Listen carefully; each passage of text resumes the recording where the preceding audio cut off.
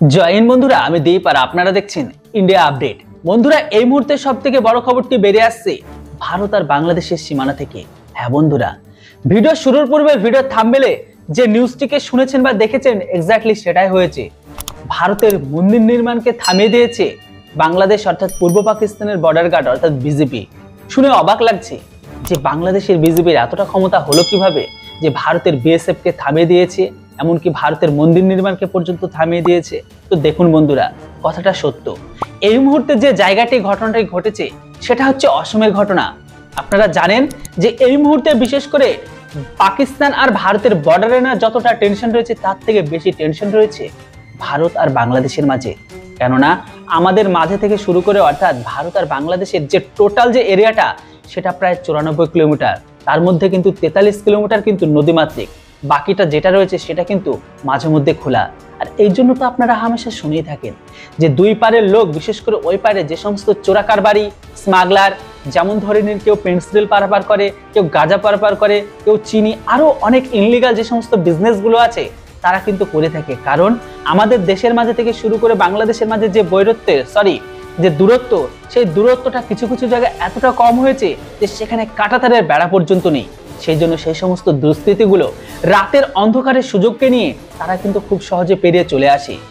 সেই সমস্ত জায়গায় এখনো পর্যন্ত কাঁটাতারের বেড়া দেওয়া হয়নি, তবে ভারত সরকারের তরফ থেকে চেষ্টা করা হচ্ছে সেগুলো তাড়াতাড়ি কভার করার জন্য। কিন্তু এই মুহূর্তে বড় আপডেটটা এটাই যে ভারতের মন্দিরের কাজকে থামিয়ে দিল বাংলাদেশ বর্ডার গার্ড অর্থাৎ বিজেপি। ঘটনাটি ঘটে গেছে অসমের একটি মনসা মন্দিরকে নিয়ে। মনসা মন্দিরে পুনরায় সেই কাজকে করা হচ্ছিল, মানে মন্দিরটিকে পুনরায় ভাবে নতুন করে রিপেয়ারের কাজ হচ্ছিল। আর এই খবরটি যখন বাংলাদেশের বর্ডার গার্ড বিজেপির কানে গিয়ে পৌঁছায় তখন তারা তৎক্ষণাৎ তাদের পেট্রোলিং বোটে করে ছুটে চলে আসে। ছুটে এসে সেই মুহূর্তে ভারতের বিএসএফ এর সাথে তৎক্ষণাৎ তারা বাকবেতনটা জড়িয়ে পড়ে ভারতের ভেতরে মন্দিরের কাজকে থামিয়ে দেয়।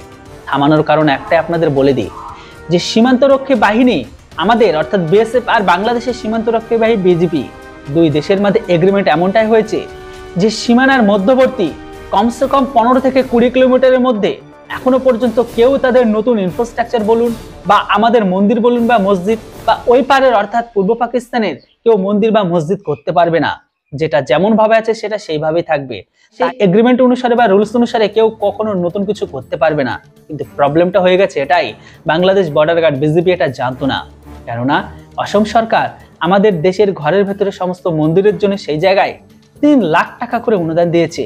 কাজ ছিল একটাই, যে সমস্ত মন্দিরগুলো পুরনো আছে সেগুলোকে রিপেয়ার করার জন্য। আর এই ব্যাপারটাই তারা বুঝতে ভুল করেছিল। যদিও দুই সেনার মধ্যে বাকবিতণ্ডা জড়ে যাওয়ার পরে তারা কিন্তু ফ্ল্যাগ মিটিং এ বসে, অর্থাৎ ভারতের বিএসএফ আর বিজেপি।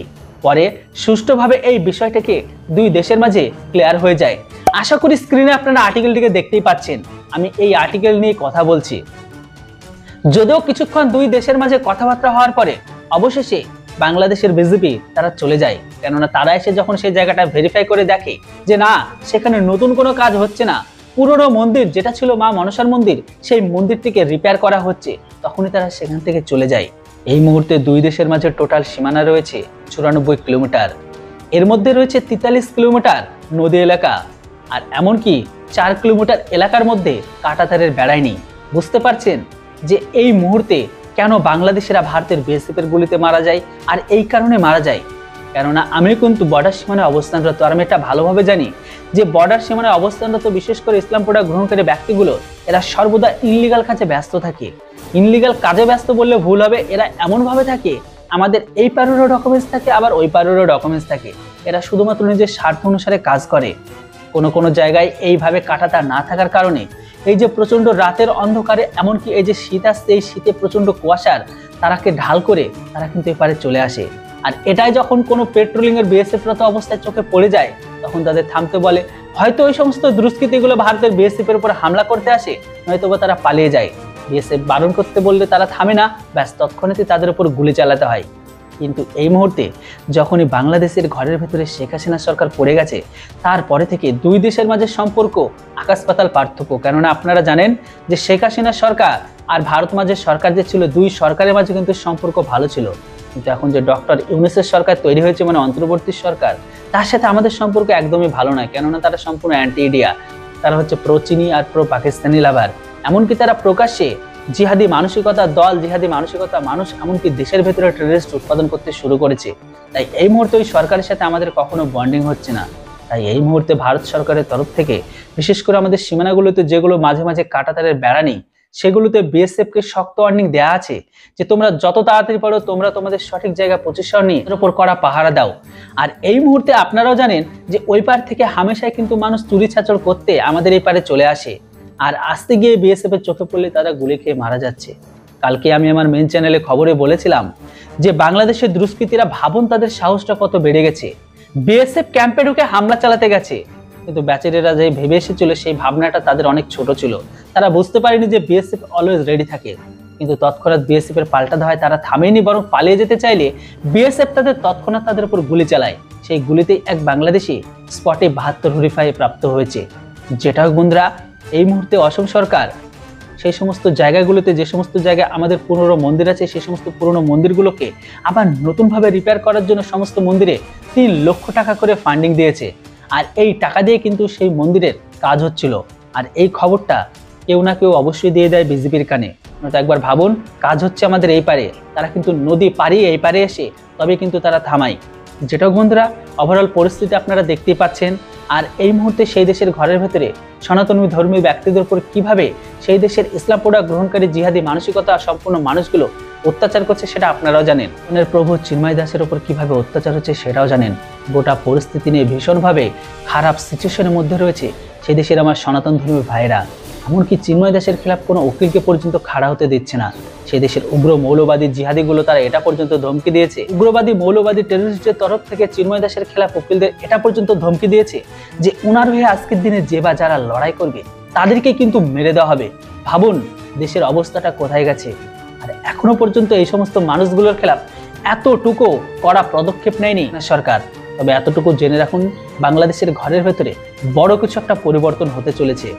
যেমন পাকিস্তানের হাতে ভারত সরকার কাটোরা ধরিয়ে দিয়েছে, এক্স্যাক্টলি ভাবে কিন্তু বর্তমান সময়ে পূর্ব পাকিস্তানের সরকারের হাতেও কাটোরা ধরিয়ে দেওয়া হবে। হয়তো অবস্থা তাদের থেকেও আরো খারাপ হবে, কেননা ভারতের সাথে যে সম্পর্ক ছিল সেই সম্পর্কটা অলরেডি তলানিতে তো চলেই গেছে।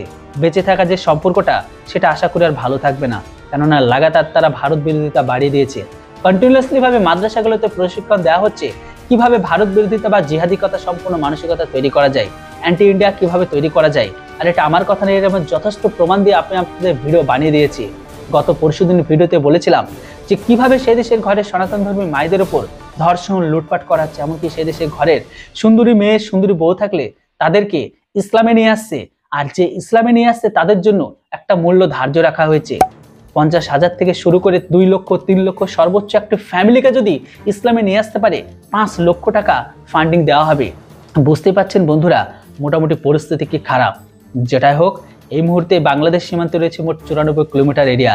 এর মধ্যে 43 কিলোমিটার কিন্তু নদীমাতৃক এলাকা, যেটা নদীর মাঝে দিয়ে বয়ে গেছে। আর বাকি যে সমস্ত জায়গাগুলো আছে সেগুলো কিন্তু দুই দেশের মানুষই বসবাস। এমনও কিছু কিছু গ্রাম আছে যেগুলো একই ফ্যামিলির দুটো ভাই, একটা ভাইয়ের বাড়ি পড়েছে ইন্ডিয়া, একটা ভাইয়ের বাড়ি পড়েছে বাংলাদেশে। ওই সমস্ত জায়গাগুলোতে আর কাঁটাতারে বেড়া দিয়ে আটকানো যায় না, জাস্ট পিলার পথে সীমানা দেওয়া আছে। রিস্কগুলো ওইখান থেকেই হচ্ছে। ওই সমস্ত জায়গা থেকে ইনলিগাল মানুষগুলো ভারতের ভেতরে ঢুকে পড়ছে। যাই হোক বন্ধুরা, এই খবরটি শুনে আপনাদের কি মতামত? আমার তো এখন এই মুহূর্তে ভারতের বিএসএফের কাছে একটাই রিকোয়েস্ট যে বাংলাদেশিদের কোনো ছাড় নেই। যে বা যারাই হোক ইনলিগাল কাজের সাথে যুক্ত থাকলে সোজা হেডশট করো, ধরার কোনো ব্যাপার নেই। আপনাদের এর উপর কি মতামত অবশ্যই কমেন্ট বক্সে লিখে জানান। Thanks for watching. Jai Hind, Vande Mataram.